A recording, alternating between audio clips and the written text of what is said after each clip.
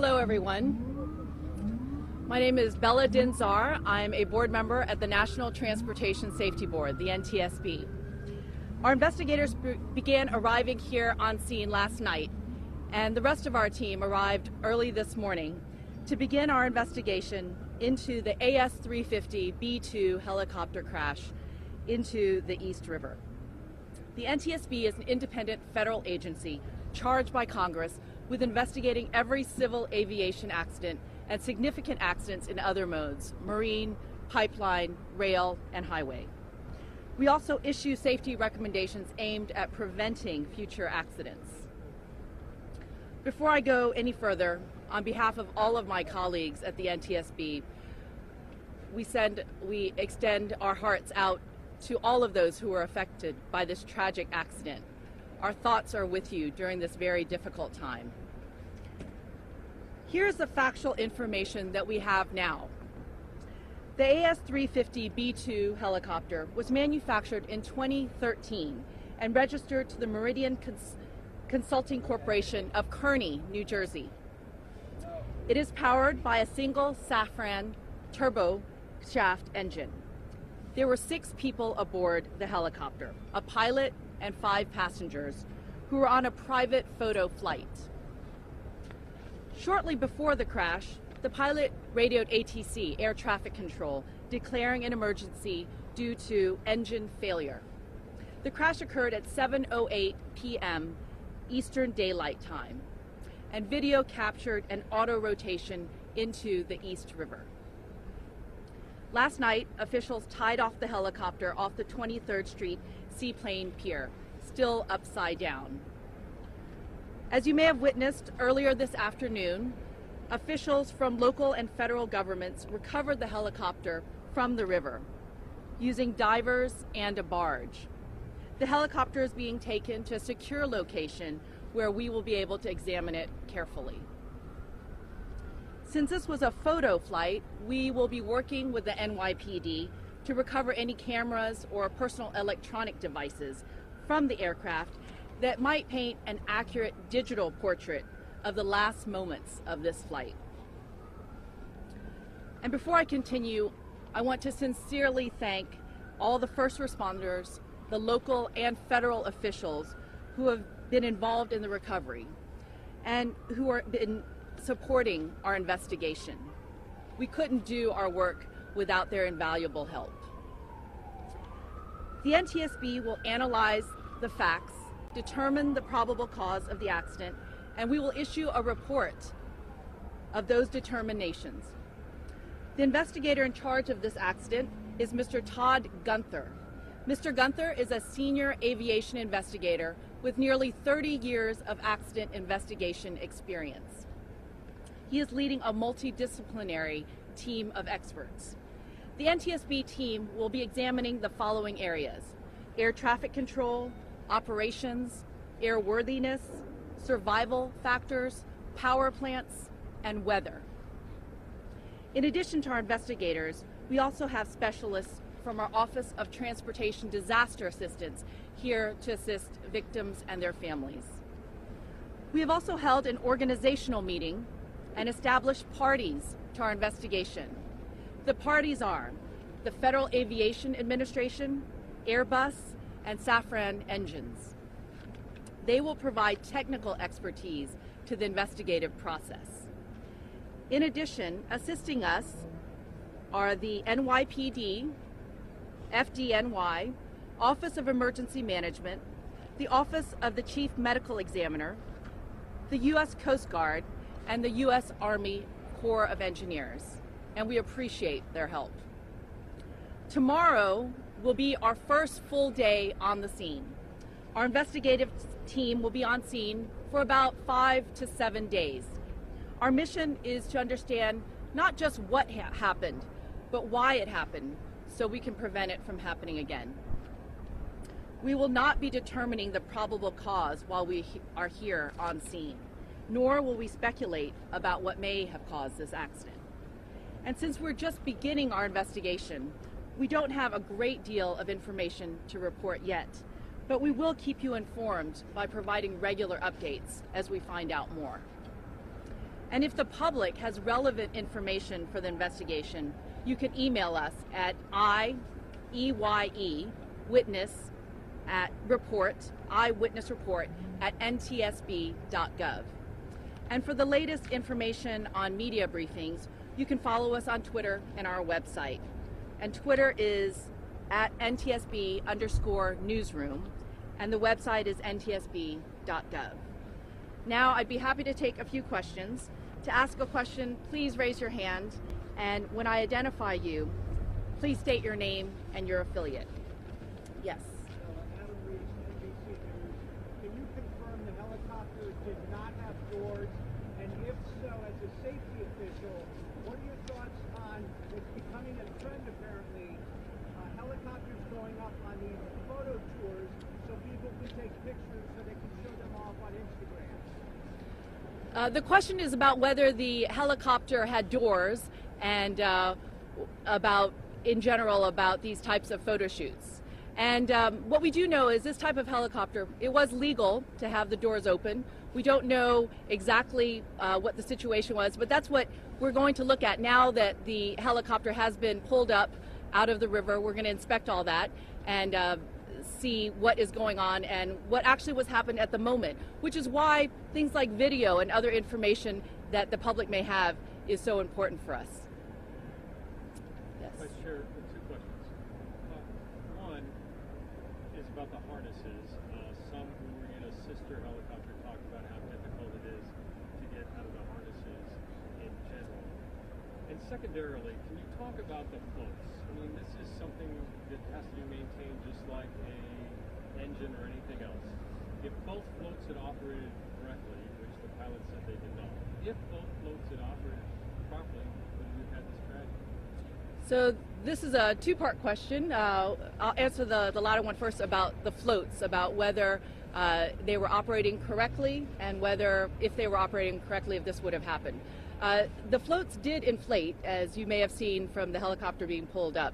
What we're going to look at is how they inflated, if there were any problems with them. When floats do inflate, there are times when the helicopter will still not necessarily stay afloat. So we're going to look into that. And as I said before, it's because we've just recovered the helicopter from the river. And I'm sorry, David, what was the second? What are the regulations? Is that something that will be part of your investigation? Somebody who flew in a sister helicopter last night said it was not easy to get out of, when they're on the ground, to get out of their harnesses. The second question is about the harnesses and about whether there's difficulty getting in and out. What we do know is that it was a photo flight. There were harnesses. We will be looking at other sister helicopters. We'll be looking at this helicopter to see whether the harnesses were functioning and whether the passengers were using them. So all of that will go into effect. And let me just make sure that our IIC, our investigator in charge, doesn't have anything to add to that. Yeah, in regards to the harnesses, we have heard information that's come forward from a number of individuals regarding the harness system in this particular helicopter and then also in sister helicopters.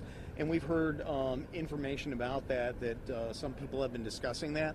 That's something we'll be looking into. We have brought with us our survival factors group, which consists of survival factor specialists that are trained in the examination and analysis of restraint systems. So that will be part of the investigation. Thank you, Mr. Gunther. Yes. Hi, Alison Fox, New York and Newsday. Wondering, can you talk about anything that the pilot has said to you thus far, and then also, was it possible that the harnesses actually got people in the emergency school shut-off switch, and that could have potentially led to problems? So two questions. One is whether we know anything about the harnesses, and again, it's too early to know. We'll be looking exactly at what happened with the harnesses. The other question was about the pilot and whether we have spoken to him. And no, he was, he was obviously injured and in the hospital. We will be asking him to be interviewed, and we hope he'll comply because obviously our only purpose here is to ensure that this type of accident doesn't happen again. Yes. Full page of the Wall Street Journal. Can you tell us where the helicopter took off from and how long it was in the air before it crashed? And also, any details about the pilot, for example, how much plane experience? The question is, do we have any information about the pilot and about where the flight took off? That is actually what we're looking into. This aircraft does take off from a number of different places, so we want to make sure we know exactly where it took off for this flight. And we will be looking into the pilot's background, but we don't have any information on that yet. Yes. I wanted to ask, Nate Schwimmer, New York Times. I wanted to ask if any mechanical problems had ever been reported before with this particular helicopter, and if there was any information on when the last time it was serviced. The question is about this helicopter, whether we have any information on when it was serviced or had any mechanical problems. And no, since we have just arrived on scene today, we'll be looking into all those records. That's a normal part of our investigative process, is to look at when it was last serviced and whether it's had any maintenance problems in the past.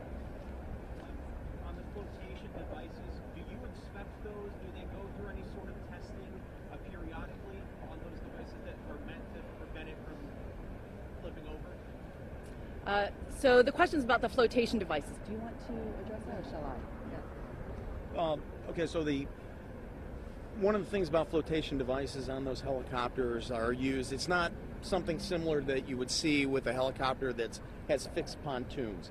They're designed to be deployed by the pilot or in contact with the water, depending on the make and manufacture of the flotation device and the helicopter itself. In this case, there are 3 flotation devices, 3 on each skid of the helicopter. As you noticed before, when you looked out on the water, when the helicopter both came to rest and it was towed into the pier, that all 3 had deployed. Now, one of the things that we will be looking at with those devices is what the sequence of events was. As for the deployment, did they deploy properly? Additionally, in regards to your question about certification and then also maintenance, there are certification requirements for those floats, and there are also maintenance requirements for those floats, and that'll be something that we'll be looking into. Thank you, Mr. Gunter. Yes. Hi, I'm going to flash by two questions. The first is, in your vast experience covering this, have you ever seen an emergency switch trip? Is there a cover on it that would have prevented it? And in your experience, have you seen it before? And then the second question is, does your agency have the power to ask this helicopter operator or the board them not to operate until you finish some of the findings? The question is, do we have the authority to ask this operator to stop working or stop operating until we have findings? And that is not within the NTSB's purview. It's the purview of the FAA, the Federal Aviation Administration. But what we do here is we will investigate very carefully. If there are any safety issues, whether it's particular to this operator or systemic throughout operations, we will issue, if needed, an urgent safety recommendation. And that means that it comes out as soon as it's needed in order to prevent this from happening again. So that will be done if it's needed, if there's a safety issue that we believe is urgent. And excuse me, the first part was whether or not, in your experience, you've ever seen a switch like this triggered by one of the passengers on the plane. So the question is, have we ever seen a trigger like this triggered, or anything like this triggered? I can tell you we have seen many things that have happened in an airplane. I personally have not seen this type of accident happen. And would you like Nor to? have I, and that's something we're looking into. But we certainly will look into it. Last question? Yes. Hi. Two questions about the emergency engine cutoff is my first one. Do you know, I know you said it's from 2013, but does the chopper have a 1 or 2 stage process from the emergency engine cutoff? In other words, does once you do the emergency engine shut off, is there another one that sets in, or is it just that one simple switch? So this is an AS350B2. I'm not sure if that is, do we know that at this point? We don't know that at this point. I'm sorry, we do not know that at this point, but we will be checking that. Okay, and then my other question is about the airspace. Was the helicopter too close to LaGuardia? Was there anything wrong with the airspace? So the question is about the airspace, and we will be looking exactly the flight pattern and the airspace, but what you should remember is the pilot did declare an emergency, and in that case, there are special considerations. I don't know if our IC would like to add anything. Is that So when a pilot has declared an emergency, there are some